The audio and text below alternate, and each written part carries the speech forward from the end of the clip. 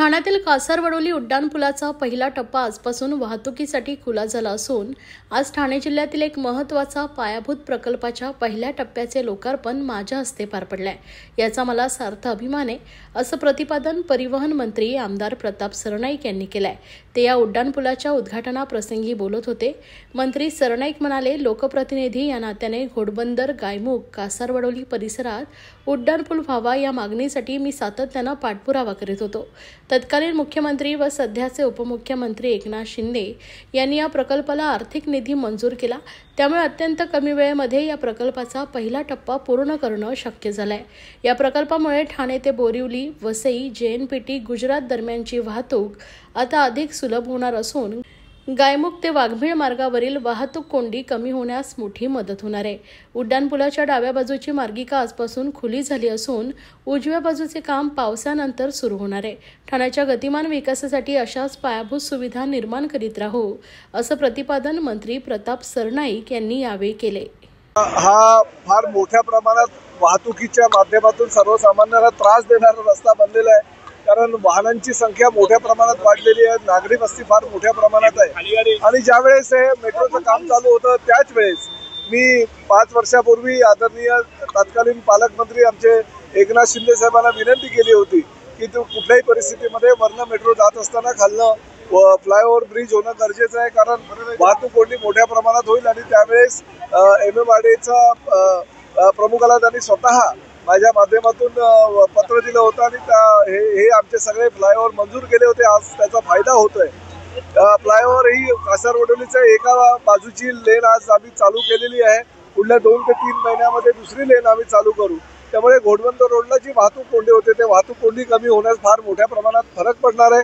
आणि त्याचबरोबर जे सर्व्हिस रोड आम्ही ह्या घोडबंदर रोडला जॉईन करून घेतोय ते सर्व्हिस रोड जॉईन केल्यामुळे वाहतूक कोंडी जवळजवळ 90% ही ह्या घोडबंदर रोडची कमी होणार असल्याने मेट्रोचा मार्ग सुद्धा आता जवळजवळ निश्चित झालेला आहे. मेट्रोही लवकरात लवकर साधारण 6 ते 8 महिन्यामध्ये धावेल अशी आम्ही MMRDAच्या माध्यमातून सगळ्या अधिकाऱ्यांना इन्स्ट्रक्शन दिलेले आहेत. परंतु हा ब्रिज मात्र घोडबंदर वासियांसाठी अतिशय चांगल्या प्रकारचा ब्रिज होईल, जेणेकरून वाहतूक कोंडी टाळता येईल. दयनीय दिशा झालेली आहे रस्त्याची. MMRDAच्या अधिकाऱ्यांना त्याचबरोबर महापालिकेच्या अधिकाऱ्यांना आम्ही इन्स्ट्रक्शन दिलेले आहेत. कारण पूर्वी हा PWDचा रस्ता होता, परंतु आता महापालिकेकडे हस्तांतरित करण्याची प्रक्रिया चालू आहे. 2 खाती जी वेगवेगळी असल्या कारणानं त्यांच्यामध्ये समन्वय नव्हता. परंतु एकनाथ शिंदे साहेबांनी आणि मी स्वतः सुद्धा महापालिका आयुक्तांना इन्स्ट्रक्शन दिलेले आहेत की कुठल्याही प्रकारे हे खड्डे लवकरात लवकर बुजवा. कारण योग्य वाटत नाही, दर पावसाळा आला की खड्डे होत राहतात आणि आपण बुजवत राहतो. असं होता कामा नये. हा फ्लायओव्हर झाल्यानंतर आणि मेट्रोचं काम पूर्ण झाल्यानंतर उर्वरित जो घोडबंदरचा रस्ता आहे तो काँक्रिटीकरणाचा प्रस्ताव सुद्धा घेण्याचा आम्ही विचाराधीन आमच्या आहे. आणि निश्चितपणे तो सुद्धा काँक्रीटचा झाल्यानंतर खड्ड्याचं विघ्न जे दरवर्षी येते ते येणार नाही. पण मेट्रोच्या खाली हा ब्रिज बनत आहे, त्यामुळे डावीकडचा बनला आहे, उजवीकडचा बाकी आहे. त्यामुळे येणाऱ्या काळात मेट्रो आणि हे ब्रिज असे येणाऱ्या किती लक्षवेधी असणार आहे. बरोबर आहे. शेवटी हा घोडबंदर अतिशय विकसित होत असलेला हा रस्ता आहे आणि आजूबाजूला मोठमोठे रहिवासी कॉम्प्लेक्स येत आहेत, कमर्शियल कॉम्प्लेक्स येतात. त्यामुळे ह्या रस्त्याला फार महत्त्व प्राप्त झालेलं आहे. तसेच वसई विरार असू द्या, दहिसर असू द्या किंवा मीरा भाईंदर असू द्या, ह्या शहरांना जोडणारा हा घोडबंदर रस्ता आहे. त्यामुळे त्यामध्ये अनेक अडचणी ह्या रस्त्याच्या जे वाहतूक कोंडी होत असल्यामुळे येतात. परंतु भविष्यामध्ये हा रस्ता तर होईलच, परंतु त्याचबरोबर आम्ही गायमुखपासून फाउंटन हॉटेलपर्यंत एक टनलचा सुद्धा निर्माण करतोय. आणि या टनल झाल्यानंतर दुसरा बोरिवली टनल झाल्यानंतर वाहतूक कोंडी बऱ्याच अंशी कमी होईल किंवा संपेल असं आमचं मत. परिवहन मंत्री आहेत आपण, पालवा ब्रिज संदर्भात देखील राजकारण होताना पाहायला मिळते. मनसे असेल, ठाकरे असेल.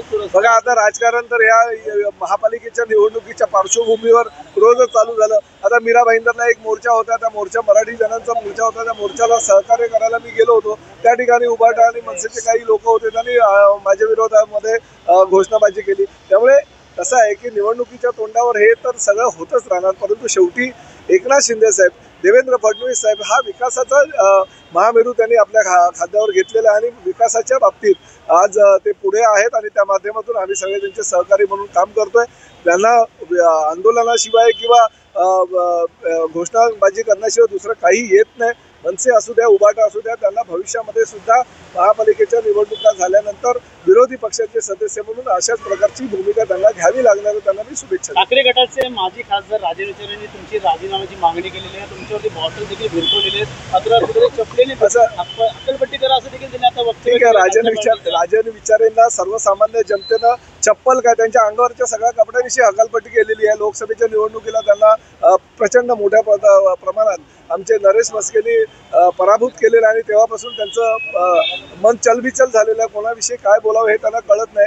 त्यांची जी भूमिका आहे ती उभाटा पक्षाला योग्य आहे. त्यांची भूमिका त्यांनी घ्यावी. आम्ही मात्र विकासाचं काम करत राहू. कुठेतरी तुम्हाला या ठिकाणी येण्यासाठी अडवण्यात आलेलं होतं या मोर्चेकऱ्यांनी. काय वाटतं एकंदरीत? नाही, मला कुठेही अडवण्यात आलेलं नाही आणि प्रताप सरनाईक सक्षम आहे. प्रताप सरनाईकांनी कोणी अडवण्याचा प्रयत्न केला तरी प्रताप सरनाईक काय कोणाला भीक घालणार नाही. गेली 20 वर्ष या मतदारसंघाचं मी प्रतिनिधित्व करतो, त्यामुळे आम्हाला काही फरक पडत नाही.